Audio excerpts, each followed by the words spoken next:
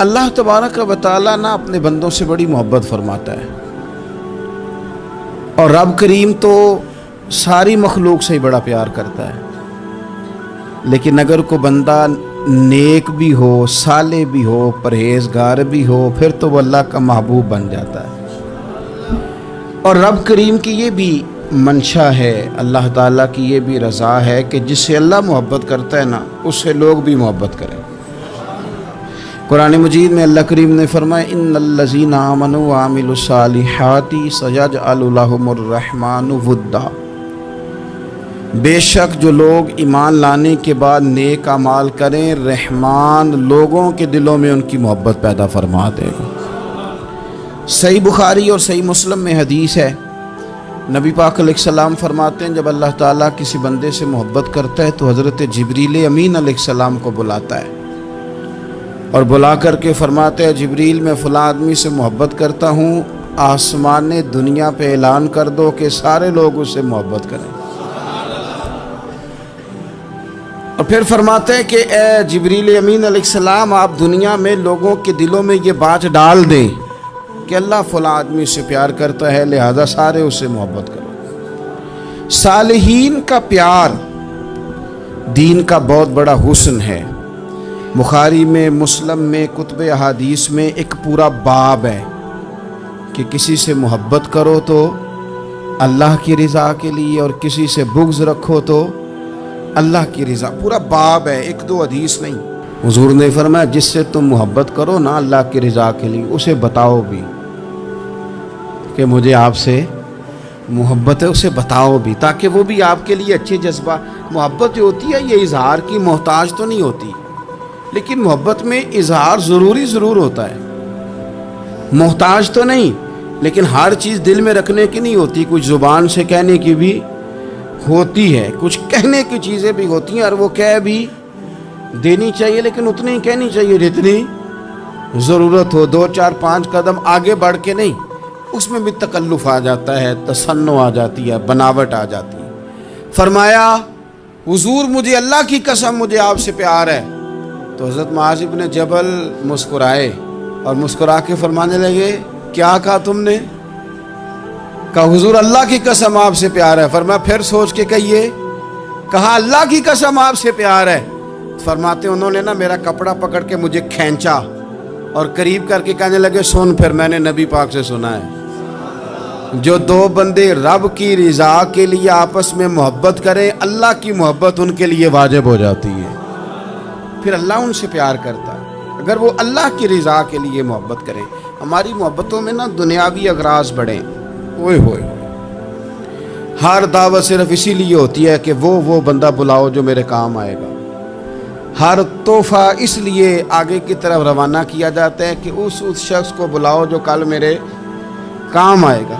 عزیز بھائی، اللہ کے نیک بندے سے اللہ کا بندہ سمجھ کے پیار کریں، اور اللہ کا نیک بندہ سمجھ کے اس کے ساتھ فوٹو آنا ضروری نہیں، اس کے ساتھ پیار ہونا ضروری ہے۔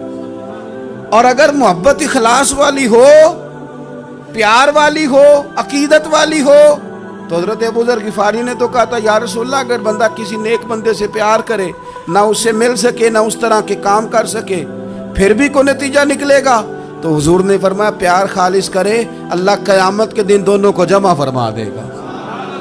جو جس سے محبت کرے گا صبح قیامت اسی کے ساتھ ہوگا۔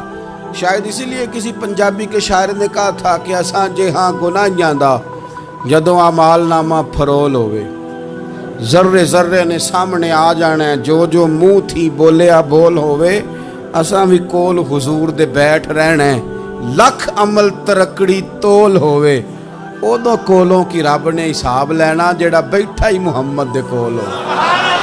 تو اللہ کے بندوں سے اللہ کی رضا کے لیے پیار کریں، اس میں للہیت پائی جائے، للہیت ہو، اس میں کوئی اور نہ ہو، بندہ ہو اور اللہ کی رضا ہو، یعنی درمیان میں رب ہو، اور تیسرا وہ شخص ہو۔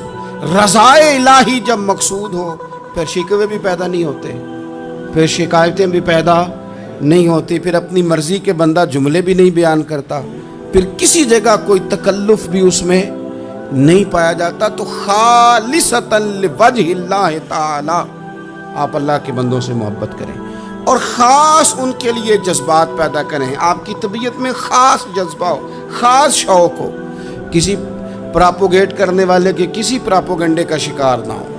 آپ کی طبیعت ہو, طبی میلان ہو, ذوق ہو. حضرت حرم بن حیان تابعی ہیں, فرماتے ہیں جب میں نے یہ حدیث سنی نا کہ نبی پاک علیہ السلام نے فرمایا ہے کہ حضرت اویس کرنی ان کی دعا کی برکت سے اللہ میری امت کے لوگوں کی بخشش کرے گا. اور جب میں نے یہ سنا کہ حضرت مولا علی جیسے لوگ, حضرت عمر فاروق جیسے لوگوں کو جبہ دے کے بھیجا گیا ہے اور حضور نے بھیج کے کہا ہے کہ اویس سے کہنا میری امت کے لیے دعا کرے, تو فرماتے ہیں میرے سینے میں لو لگ گئی کہ میں حضرت اویس کرنی سے ملوں. میری طبیعت لگ گئی, میرا شوق آ گیا کہ میں خواجہ اویس کرنی رضی اللہ تعالیٰ عنہ سے ملوں. میں نکل پڑا, اللہ کے بندے کے لیے نکلا. حضرت حرم بن حیان کہتے ہیں, اس کو ابن الجوزی نے بھی لکھا ہے, داتا گانج بخش علی اجویری نے بھی لکھا ہے.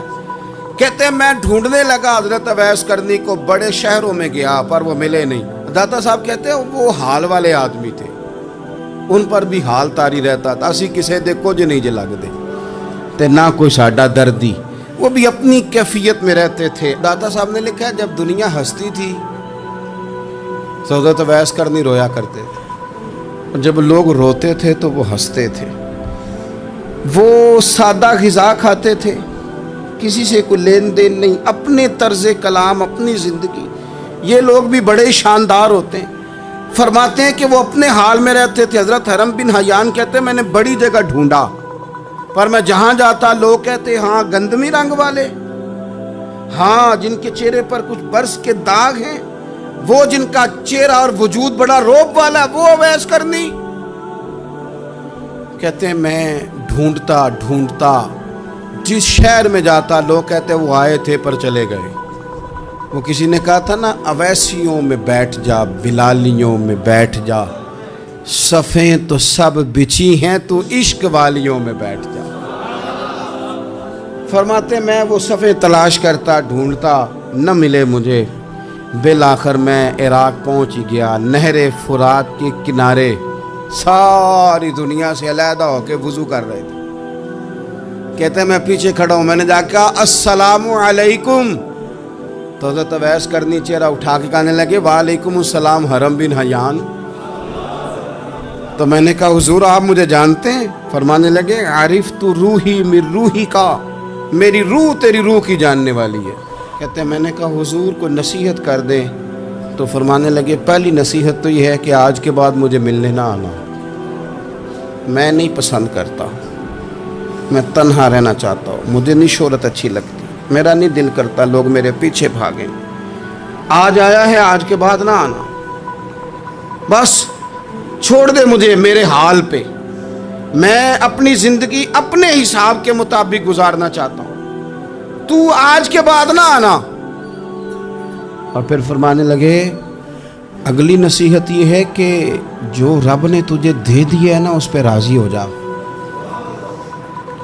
اگر اس پہ راضی نہیں ہوگا تو تکلیف میں رہے گا. فرماتے ہیں میں نے پھر کہا میرے لیے دعا کر دے, تو انہوں نے ہاتھ اٹھائے, کہنے لگے یا اللہ میری اور اس کی جنت میں ملاقات کرا دینا.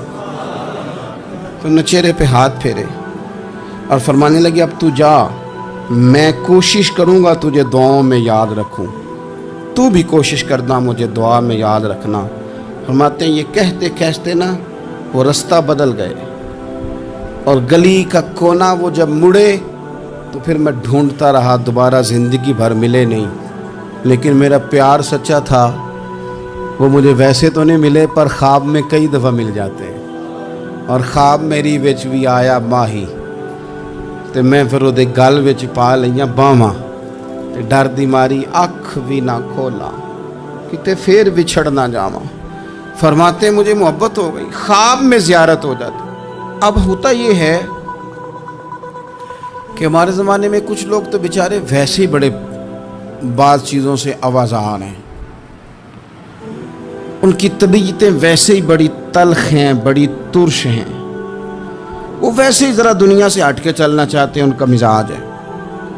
وہ کیا کرتے ہیں کہ وہ بدگمانیاں پیدا کرنا सोसाइटी के अंदर बुरी सोचों का फ़रोग देना अपने लिए वो ज़रूरी समझते हैं और अपनी ज़िम्मेदारी समझते हैं। मैं अक्सर ये मिसाल दिया करता हूँ कि मोहब्बत भी अगर हम पैदा करना चाहें तो पैदा हो सकती है, और किसी की अदावत पैदा करना चाहें तो वो काम भी हो जाता है।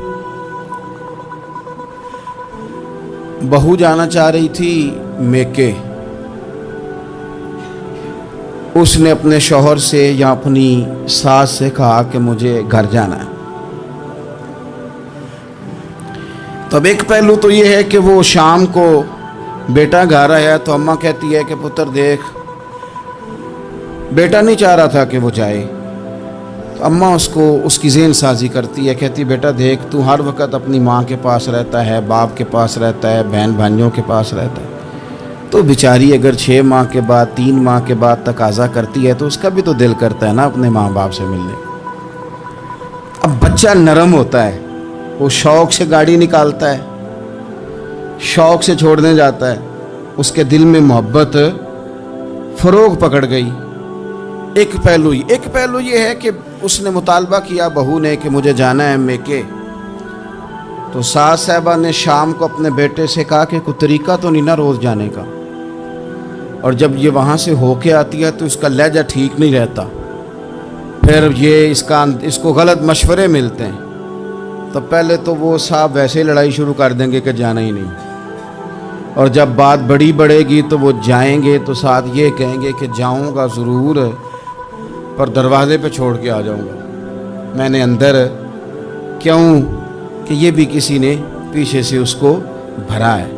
आप किसी बंदे के बारे में भी, किसी के बारे में, हमारे तमाम जगहों पे इसी तरह ही होता है, दोस्तों की महफिल हो, तंजीमें हो, हमारे दफातर हो, सब जगह कुछ लोग बाकायदा काम करते हैं नफ़रतें भरने का। ओ फलाना तुमने देखा क्या कर रहा था, ज़हन बनाते हैं, बंदा उससे एलर्जी खाने लगता है, नफ़रत करता है, कुछ ज़हन बनाते हैं यार कितना भला आदमी है, देखो कितने वक्त पे आता है, बेचारा घर में इसके कोई और है भी नहीं, फिर भी छुट्टी नहीं करता, वक्त पे आता है। तो ये ज़हन साजी नफ़रतों के भी लोग करते हैं, मोहब्बतों की भी। एक मिसाल और दे दूं छोटी सी, एक मक्खी वो है कि आपका पूरा वजूद मौजूद है पर वो वहाँ बैठेगी जहाँ पीप है जिस्म में, बाकी किसी जगह नहीं बैठ। उसका मिजाज है, गलाजत वाली जगह पे बैठ मिजाज है, उसने ढूंढ के ही किसी गलत बात पे, साथ ही गलत तबीयत है उसकी, मानते नहीं बहुत सारे लोग पर गीबत के कायल होते हैं, ज़हन में फतूर होता है, बैठना ही गलत जगह पे, हालांकि बाकी सारा जिस्म मौजूद है, पीप वाली जगह पे, रेशे वाली जगह पे, ज़ख्म वाली जगह पे बैठना है, और वहाँ से उठ के जब कहीं और बैठना है तो वहाँ बीमारी फैलानी। एक मक्खी वो भी है जो ढूंढती है सारा ज़माना पर बैठती फूल पे है, और जब वो फूल पर बैठकर अपने घोंसले में जाके बैठती है तो पता है वहाँ क्या पैदा होता है, शहद पैदा होता है, और शहद वो है जो शिफा देता है। आज कुछ लोगों ने प्रोपोगेट कर दी चीज़ें, वली क्या होते हैं, दरवेश क्या होते हैं, सूफ़ी क्या होते हैं, कुरान पाक पढ़ो, नमाज पढ़ो, इबादत करो, ख़त्म हो गई बात। ओ खुदा के बंदो समझो, ये वली थे जिनको सहाबा कहा जाता है, वली ही थे जिनको अहले बैत कहा जाता है, कुरान पाक के दिफा के लिए, अहादीस की हुर्मत के लिए, दीन की तबलीग के लिए जो मैदानों में निकला करते थे उन्हें वली कहा जाता था। वली का माना अल्लाह का दोस्त, इनसे प्यार करना, इनके लिए अपने दिल में जज्बात रखना। बुखारी मुस्लिम में हदीस है, नबी पाक अलैहिस्सलाम ने फरमाया जो दो लोग रब की रजा के लिए आपस में प्यार करें, जो अल्लाह की रजा के लिए आपस में प्यार करें, अल्लाह उन दोनों से मोहब्बत फरमाता है। आप गौर करें, अल्लाह के नेक बंदों का प्यार। साल दाता गंज बख्श अली हजवेरी रहमतुल्लाह अलैह ने कशफुल माजूब शरीफ में लिखा है, ख्वाजा हसन बसरी का कौल। ख्वाजा हसन बसरी ताबी हैं, हज़रत मौला अली शेर खुदा करमल्लाहु ताला वजहुल करीम के शागिर्द हैं, फैज़याब होने वाले हैं सहाबा से, बड़ी बारीक बात करते हैं। फरमाते हैं बुरे लोगों की सोहबत में ना बैठना, बुरे लोगों की बातें ना सुनना। اگر تم برے لوگوں کی صحبت میں بیٹھو گے، برے لوگوں کی باتیں سنو گے تو وہ تمہیں اچھے لوگوں سے بدگمان کر دیں گے۔ تمہاری فکر میں، تمہارے ذہن میں وہ اچھے لوگوں کے خلاف چیزیں بھر دیں گے۔ برے لوگوں کی صحبت اچھے لوگوں سے بندے کو دور کر دیتی ہے۔ تو بھائی اچھے لوگوں کی صحبت میں آئیں گے آپ تو اچھے لوگوں کے بارے میں آپ کی ذہن سازی ہوگی۔ اللہ کے نیک بندوں سے پیار کریں، ان کے ساتھ محبت کریں، ان کے لیے اپنے دل کے اندر اچھے جذبات، یہ ہمارے پاس ہیں داتا علی اجمیری، ان کے مزار شریف پہ حاضری دیں۔ دیکھیں غلط کام جہاں ہوتا ہو، غلط کام کو روکا جاتا ہے، اصل چیز کو بدل نہیں دیا جاتا۔ داتا صاحب محسن ہیں اس امت کے، اور ڈاکٹر اقبال نے کہا سید حجویر مخدوم امم۔ داتا صاحب تو وہ ہیں کہ امت ساری کے مخدوم ہیں، ساری امت کو ان کی خدمت کرنی چاہیے۔ داتا صاحب رحمۃ اللہ تعالیٰ علیہ کی کشف المعجوب آپ پڑھیں تو سطر سطر روشنی، جگہ جگہ آپ کے لیے خیر، تعلیمات۔ داتا صاحب نے دین کا کام کیا، ڈیوٹی کی۔ عرس شریف پہ تو میں بھی نہیں جا پاتا، رش بڑا ہوتا ہے، خرافات بھی بعض جگہ پہ بڑی ہوتی ہیں، بعض ایسے کام ہوتے ہیں جو قطعاً نہیں ہونے چاہیے اور ان کی ہر فورم پہ مذمت ہونی چاہیے، پر ہمیں داتا صاحب کی حاضری تو نہیں نہ چھوڑنی چاہیے۔ ہمیں تو کوشش چلیں عرس سے پہلے یا عرس کے بعد، میری اپیل ہے ضرور جائیے گا، اور جا کے نا تو ضروری نہیں کہ آپ کوئی خاص دل کے اندر بات ہی لے کے جائیں۔ آپ داتا صاحب جا کر صرف اتنا کہیں کہ حضور آپ نے جو دین کی خدمت کی ہے، ہم تو اس خدمت پر آپ کو سلامی دینے آئے ہیں، ہم تو صرف سلام کرنے ہیں کہ آپ نے کمال نوکری کی دین کی۔ اپنے بزرگوں کے ساتھ اپنی عقیدت، اپنی ارادت، اپنی محبت، اپنا پیار مضبوط کریں، ان کے لیے اپنے دلوں کے اندر خیر کے جذبات ہمیشہ رکھیں۔ صحابہ کرام کے لیے، اہل بیت اطہار کے لیے، امام بخاری کے لیے، امام مسلم کے لیے، صوفیاء کے لیے، حضرت غوث پاک جیلانی کے لیے، خواجہ معین الدین اجمیری کے لیے، حضرت بہاؤالحق نقش بند بخاری کے لیے، حضرت سیدنا داتا علی اجمیری کے لیے، حضرت پیر سید مہر علی شاہ کے لیے، امام احمد رضا کے لیے علیہم الرحمہ اچھے جذبات ہو، اچھا ذہن ہو، اچھا گمان ہو۔ آپ کی طبیعت چاہے کہ آپ ان لوگوں کی تعلیمات پڑھیں، جو طرز حیات انہوں نے اختیار کیا، اس طرز حیات پر ہم بھی عمل کریں، ہم بھی اپنی زندگی اسی طرح سنت اور شریعت کے مطابق گزاریں جو ان لوگوں کا نہج اور ان لوگوں کا طریقہ تھا۔ الترغیب و ترہیب میں نا ایک روایت موجود ہے، ایک تابعی بزرگ ہیں حضرت ابو ادریس خولانی رضی اللہ تعالیٰ، وہ کہتے ہیں میں دمشق کی جامع مسجد میں داخل ہوا تو میں نے دیکھا کہ ایک نوجوان، بالکل کالی داڑھی لیکن بڑے خوبصورت چمکتے ہوئے دانت ان کے، لوگ ارد گرد کافی سارے بیٹھے تھے، مختلف مسائل پہ بات کر رہے تھے۔ جب لوگ الجھ جاتے نا اور کسی مسئلے میں ان سے کام آگے نہ بڑھ پاتا تو وہ پھر اس نوجوان کی طرف رجوع کرتے اور وہ جوان دو چار باتوں میں فوراً مسئلہ حل کر دیتے۔ کہتے میں نے ایک شخص سے پوچھا یہ کون ہے اتنی نورانی شخصیت؟ تو کہتے ہیں مجھ سے کہنے لگے آپ نہیں جانتے، یہ تو صحابی رسول حضرت معاذ ابن جبل رضی اللہ تعالیٰ، یہ تو نبی پاک صلی اللہ علیہ وسلم کے صحابی حضرت معاذ بن جبل ہیں۔ کہتے ہیں میری طبیعت نہ لگ گئی ان کے ساتھ، میرا ان کے ساتھ دل کا لگاؤ ہو گیا، محبت ہو گئی، شوق ہو گیا۔ ہم نے چونکہ اولیاء کو، صوفیاء کو، صحابہ کو، اہل بیت کو اس طرح لوگوں کے سامنے پیش نہیں کیا، اس لیے ہمارے بچوں نے آئیڈیل بنایا ہے نئے دور کے فیشن کو۔ ہماری آنے والی قوم کسی امیر ترین شخص کو آئیڈیل بناتی ہے، پھر وہ سارے غلط ملت رستے اختیار کر کے وہاں تک جانا چاہتی ہے، وہاں جو آدمی کھڑا وہ کسی بھی صورت میں اپنے آپ کو فیمس کر کے دنیا کے سامنے لانا چاہتی ہے، چاہے انہیں کسی طرح کا بھی کوئی روپ دھارنا پڑے۔